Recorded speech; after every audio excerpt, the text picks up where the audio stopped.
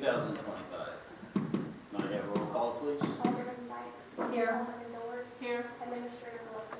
Here. Mayor Dorr. Here. Attorney Hall. Here. Alderman Zoom. Here. Alderman Shelby. Here. Stand for the pledge of allegiance. I pledge allegiance to the flag of the United States of America and to the republic for which it stands, one nation, under God, indivisible, with liberty and justice for all.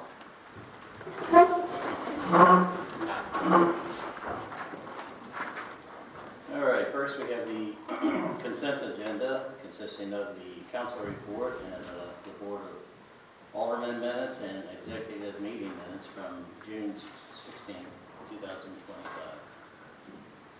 And the liquor Oh, license. and no liquor license, pardon me. Make a motion to accept the consent agenda as presented.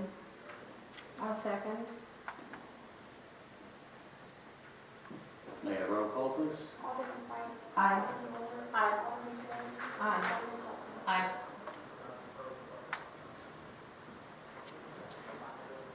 All right, new business. Need a simple motion to approve the investment of $800,000 in a CD with Farmers and Merchants Bank at an interest rate of 3.94% for 12 months. Administrator Wilson? Yeah, I don't want to complicate this any more than it is. This is pretty simple stuff. We're just looking to, we just got out of a CD a couple months ago. I'm just looking to put us back into a CD that's going to generate some additional interest revenue for the city. I do recommend approval. Happy to answer any questions you may have. Make a motion to approve the investment of $800,000 in a CD with Farmers and Merchants Bank. I'll second.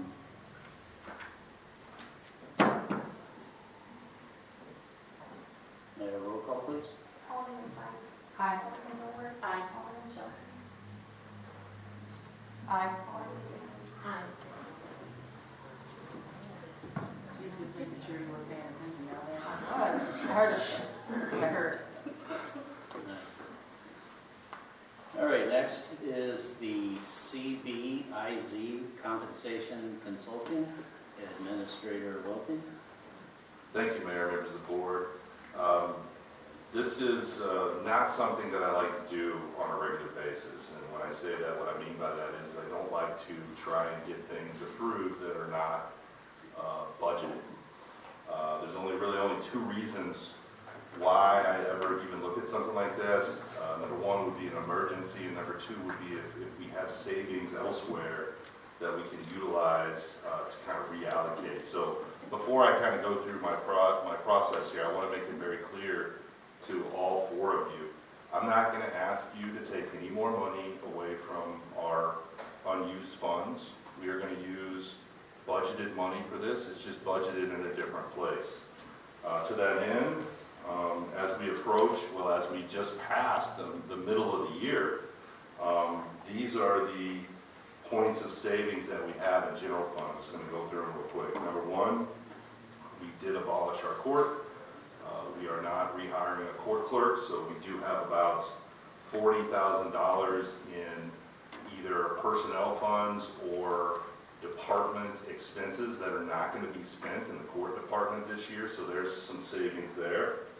As you know, our police chief did retire early this year, and we are still trying to hire officers. So we budget our payroll and police to be fully staffed, obviously, so we are not going to spend all of our budgeted money in payroll this year in the police section. And then last but certainly not least, the splash park will not be open for a single day this year, but we did budget over $45,000 in normal maintenance, and none of that is going to be spent because it is closed. So right there, we have close to $140,000 that we're looking at in general fund.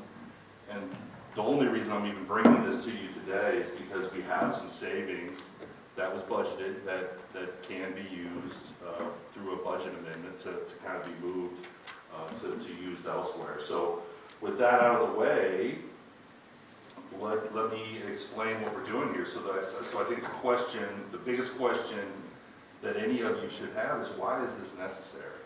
Why are we doing this, right? Well, as if you read my comments, I'll kind of summarize them for you. The city does not currently have an employee pay plan. When I got here, I was dumbfounded that we didn't have an employee pay plan. Over 92% of all third and fourth class cities in Missouri have a pay plan. Currently, it doesn't matter whether you are the officer of the year, who's standing right over there. It doesn't matter whether you're the city administrator or the public works director or a line level park maintenance employee. If we say that we're going to give a raise to somebody, it goes to everyone. We don't do it off of merit. We don't do it off of people's what they've done for the city that year, or how efficient they were, what kind of quality they had. They just all get the same raise. That in itself is not an environment that promotes and rewards employees based on merit. Our community is a growing community. We've got several new businesses coming into town yet this year. We've got a lot of expansion coming. And if we want to recruit the brightest and best, we need to have some type of pay plan in place that will support fair raises for people that deserve them, and provide us with a merit matrix that will allow us to do proper evaluations. And that's really the basis of why we are here today. So this CBiz is a company that specializes in compensation consulting services. I have used them before. This particular proposal has already been cooperatively bid by the state of Nebraska, so this is not something that I needed to bid out. It's already been bid out. So let's talk about what they're going to do for us here. So step one, and I know it says step 3. Step 1 through 3 are part of the original piece there, but the first thing they're going to do for us is they're going to ask our employees and supervisors to fill out job analysis questionnaires. That will allow us to begin building real job descriptions, which is another pet peeve of mine that I have looked and looked and looked. And we have job descriptions for about a third of the employees that we employ today. Board members, we don't have job descriptions for every employee that we have here. They've just never been done, you know what I mean? And so a professional job description is going to go a long way to making sure that our employees know what their day-to-day duties are supposed to be. So those job analysis questionnaires will be used to create job descriptions, and that's kind of the start of it. After that, CBiz will basically find as many as 20 like cities, and they will compare the compensation that they have to. They will use those benchmarks to come up with a compensation range for each of our job titles that we have here. Furthermore, they'll then do additional market research using other publicly available benchmarks and proprietary data that is available to kind of add to that to kind of figure out exactly where our ranges for each one of our jobs should be.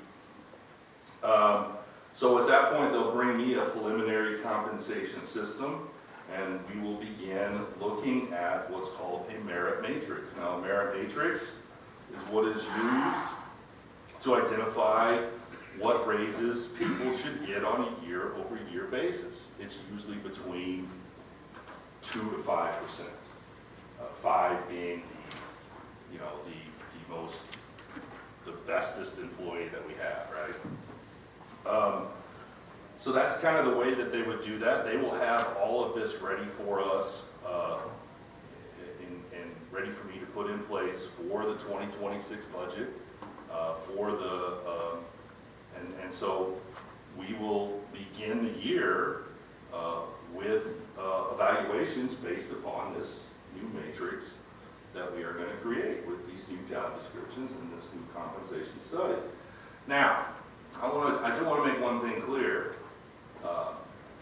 We don't do anything without the four of you approving it. So whatever comes out of this study will be part of the budget, and it'll have to be approved in the budget. So if they come back and they say, okay, we think that you've got a lot of these jobs way out of whack, and we want you to change the minimums or the maximums, and I bring that to budget, and you guys say, actually, we're going to do this in a stair-step way, and instead of doing this all at once, I want you to do this a little at a time, then that's what we'll have to do. So I want to make it clear that the four of you still hold all the power here. Just because I get a compensation study and I have an evaluation process doesn't mean I get to give raises to people without the board approving those overall numbers.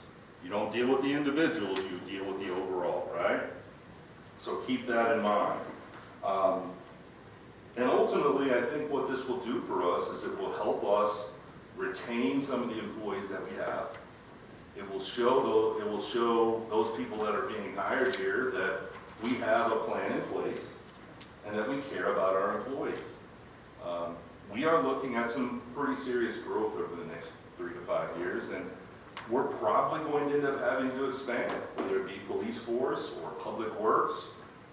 We're spending $5 million on new water and sewer lines coming up here. We're expanding our system. And that could, I don't know for sure, but that could mean that we need more staff. And if we're going to attract the right staff, we really need to have a good pay plan in place. So I think I've said everything that is going to be relevant without me saying some things over again. So I'm simply going to say I do recommend approval. Actually, one more thing. If you go to page 15 of the CBIZ proposal, so the 26,000 is there on the right. Now I will tell you that originally this plan was, the plan on the right hand side was 32. There were several things that they offered in addition to this that I just didn't feel relevant for our needs here. With only 22 job positions, we only have 22 job positions in the whole city. So I did cut some of it down. This will be a $26,000 bill that will be put towards professional services. And the first meeting in August, I'm going to be bringing budget amendments to you guys, and we'll clean up a budget amendment. Probably what I will do if this is approved is the money that we were going to, some of the money we were going to transfer to parks to offset, the costs. I'll probably just shorten that because, like I said, we don't need all that money anyway because we're not opening the spray park. And so that money, instead of being transferred to parks, a budget amendment will move it from that transfer line item over to the professional services line item in general fund. And so again, just to clarify, we will not be taking any money that is not already budgeted. We will just be moving money that is budgeted from one account to another. I do recommend approval. Happy to answer any questions you may have. So you said that the information would come from 20 like cities. What's the radius? If this was bid out for somebody in Nebraska, what radius are these 20 cities that are going to be used to come up with a pay plan for our people? I get to choose that. I can choose nationwide or I can choose Midwest. I was going to choose Midwest. Well, I mean, we know from here to Washington things are different, and from here to DeSoto, we're going to run into a wide range. So I think that would be one thing. And the other thing, the organizational structure that they talk about, that's, for us, that's what the state statute tells us what we do and who reports to who. So we got that. And it looks to me like the employees will be doing a lot of the work in the beginning with answering all the things, all the questionnaires and that sort of thing. I guess I still have more questions than I do answers at this point. What other questions can I answer for you? I'm looking back does also say in here that, in addition to the professional fees, they're gonna bill us, the client, for payout of pocket expenses like travel, overnight mail, survey, data, mileage, etc. What's that gonna amount to? Is that gonna be $500 total, or is that gonna be $5,000? I don't know. That's a question that I had. I see now the optional things in the back.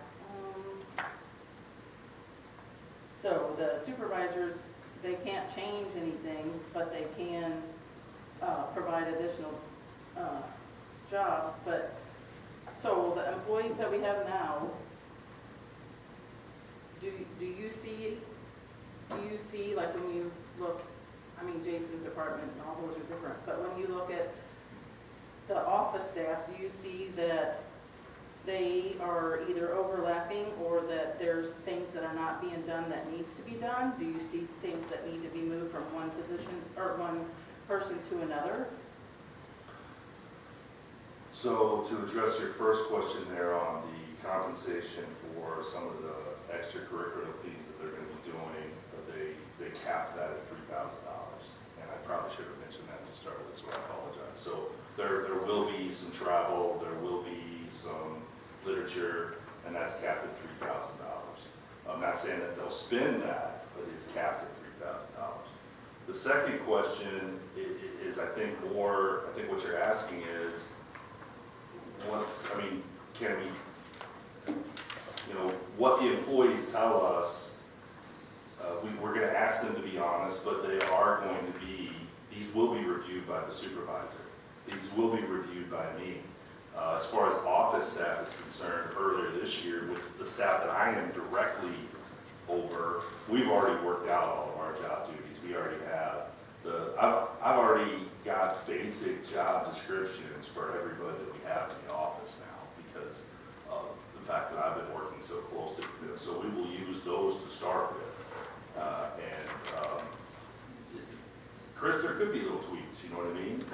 When you go through this process, this is a professional process, and the idea here is to find the things that we've missed before, is to find the things that maybe were overlooked. So it's entirely possible that there could be, slight changes to job descriptions as I have them in my mind now, or they could be right on. So it just depends. So with the,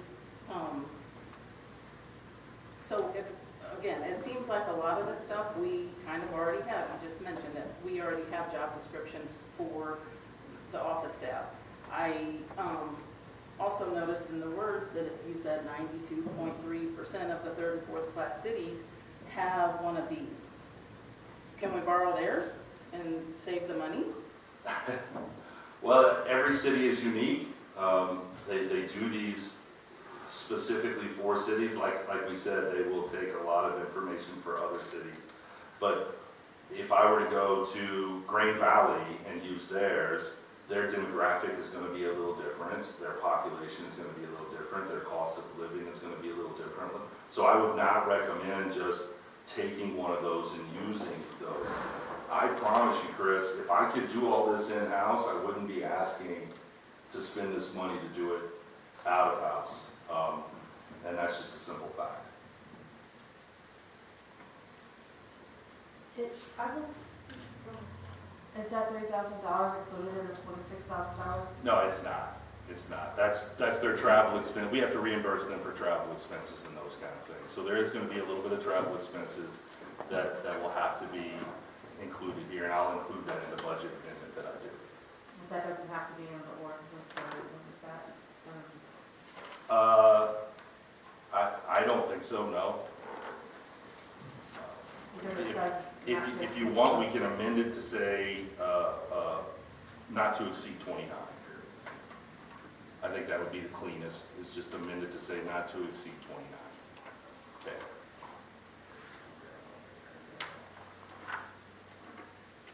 We've worked really hard over the last several years to bring the staff as close to competitive wages as we can, as the budget will allow. The fact remains you can only only pay what your budget will absorb. And while there's talk of growth coming, and we're all looking forward to that, we're not seeing that change in revenue yet. But there are some city upgrades and infrastructure upgrades that have to happen to facilitate that potential growth. And I just think right now that almost $30,000 could be better used somewhere else, because yeah, we can get this done and we can have a pay scale, but if we don't have the budget to increase pay, then what is it going to do for us? Because we can't match what they're recommending, or there's the potential that we will not be able to match what they are recommending right away. So, I mean, for me right now, I'm really inclined to table this for a little while so we can get some more information, see where,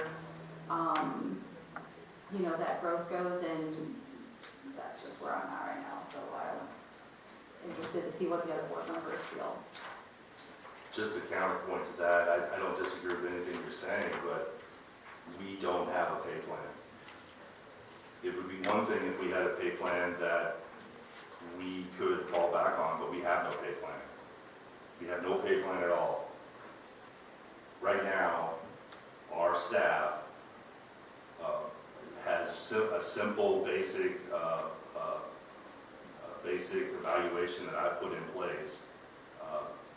This will be the first year we're doing it, but it is very basic. It does not basically lay out,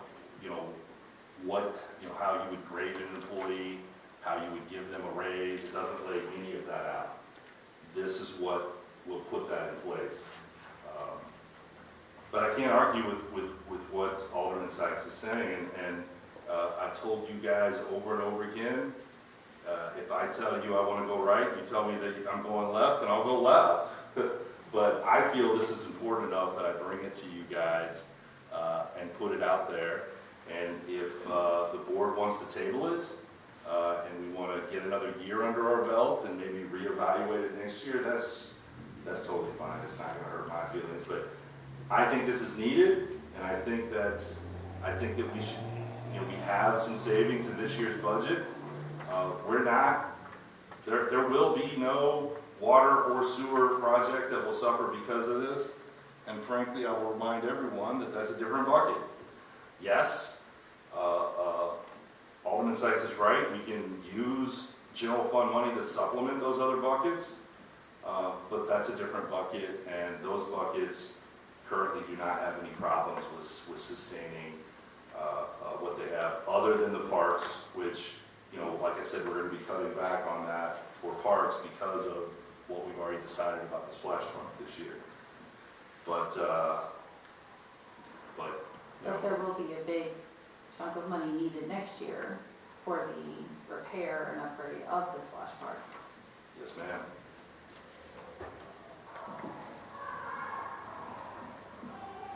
So here's another thought.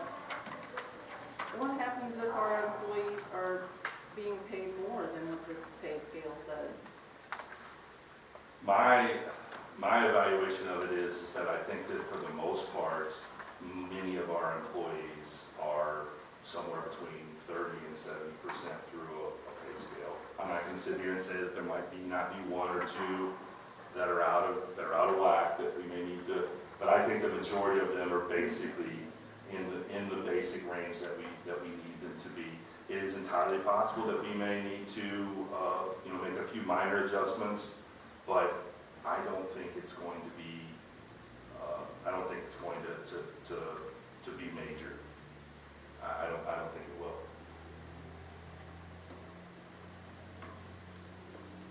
Chris, did I answer all your question?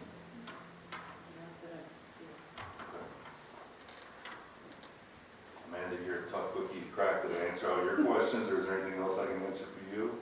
Not at this time. Okay. Can this be something that we can incorporate in our meeting on the 21st? Absolutely. If you do want to. Now, the one thing I will say is this is about a 4-month process. So if I am going to put this in place for 2026, then I need approval now. But if you guys want to, and table it is the wrong word, I know that Kurt would tell me we can't table this, you would just have to vote it down. And that doesn't, and you just tell me, you know, we can talk about this at the strategic planning session a little bit more, and possibly bring it back for 26. I'm not here to force anything down anyone's throats. I think this is what's right for our city. And I think that we have, if we're going to show our employees that we mean business about when it comes to quality and efficiency and taking care of our employees, I think we need to put something like this in place. But if the board is hesitant and wants to kind of go through that strategic planning session, and you want to hear me talk about it some more, I'm fine with that as well. Well, I guess my point is, I really think something this important needs to be given a unified front. And I don't feel like that we have that. And so that would be the reason that I would like to postpone it till maybe some questions are answered, and people have a chance to think about it. I know sometimes after you sleep on things, this is the first time that we've discussed it, and there have been a lot of great questions that have been asked. I don't disagree that this is something that we need. I have talked to you about this one-on-one, and so you know my feelings about this, but I also feel very strongly that as a board, we need to deliver a unified front to our employees and let them know that the decisions that we're making are unified and that we're all on board with it one way or the other. So I would recommend, do I need to do this in? I don't think you need to, I mean, if nobody introduces it, it just dies. And I'm not saying it can't come back again next month or next week. It just is an ordinance and nobody introduced it for consideration. That doesn't mean you can't deal with it again, because it's not really in motion. It's really an ordinance. So if nobody introduces it, it's just, didn't happen tonight. It could happen again, brought back up at any time. And if the board would like me to, we can add this to the list of topics that we've talked about at the strategic That's a planning good idea. meeting. And we can just kind of go from there. Yes, All right? I think that's better. Not-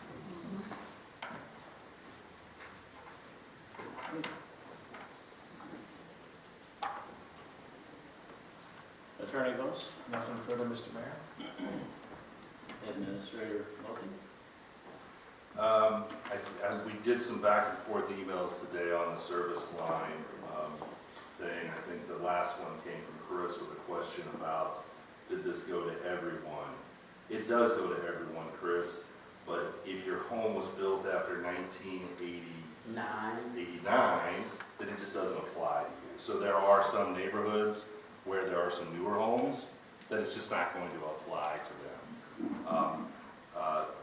Charlene had a good idea earlier today, and I was thinking about it. I thought it was overkill. Chris slapped me down for that comment.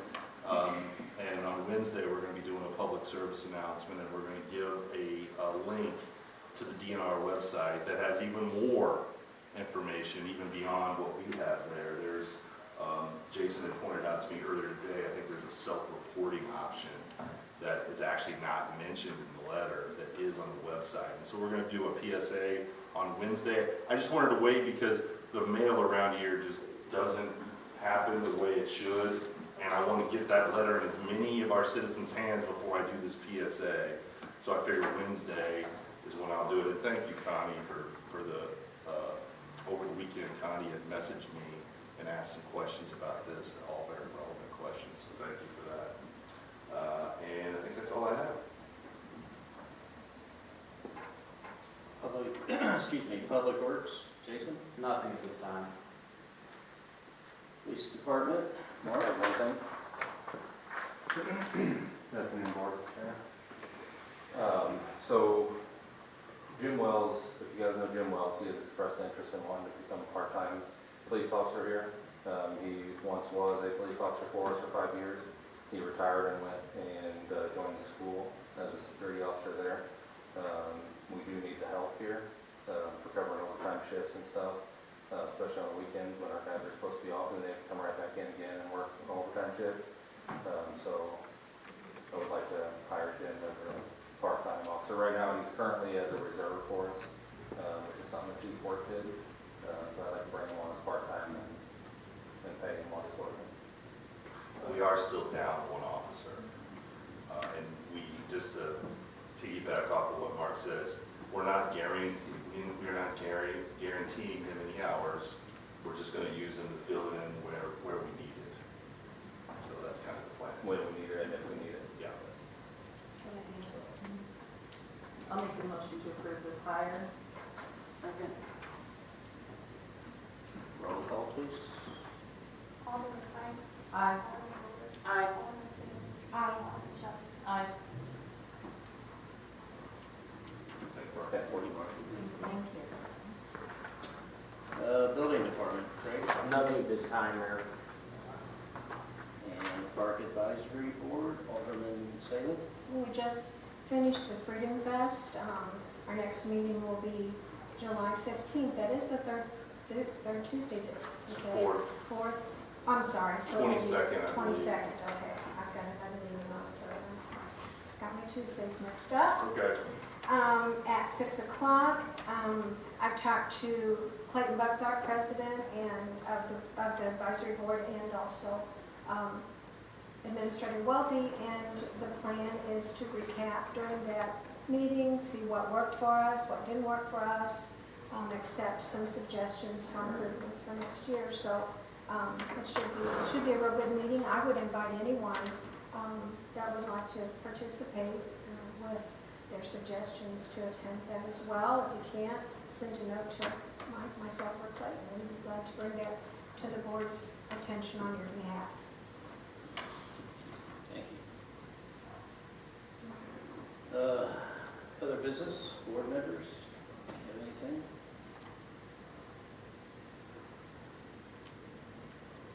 Any public participation?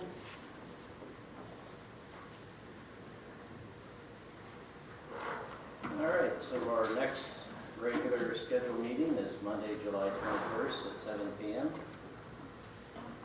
Need a motion to adjourn?